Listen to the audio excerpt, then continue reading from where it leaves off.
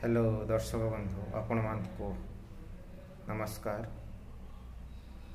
आज अच्छी विषय वस्तु नड़िया गछर बाहुंगा तार रसरे कला तुलसी पत्रर रस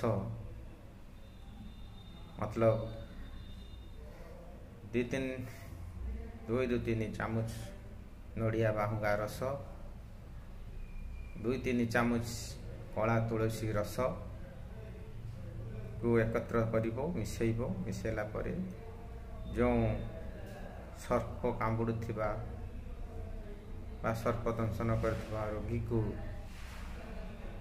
तुरंत पियाई देबे। कहीं आखपाखर आउ किछि नथिबो।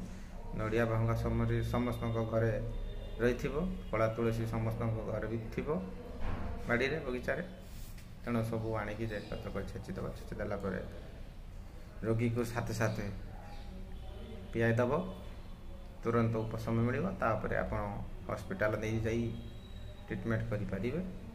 घरे उपचार विषय मत ये जना मुझे जहाँकि लोक मैंने आरोग्य हे कि कम लोकर कम लगे एथिपाई मुझे भिडियो पोस्ट कली कहीं बनमल्ली बनरे फुटी झड़ी जाए तेणु किसी लाभ न थाए।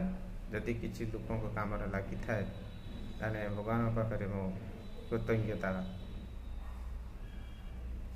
जनइबी। रहुची।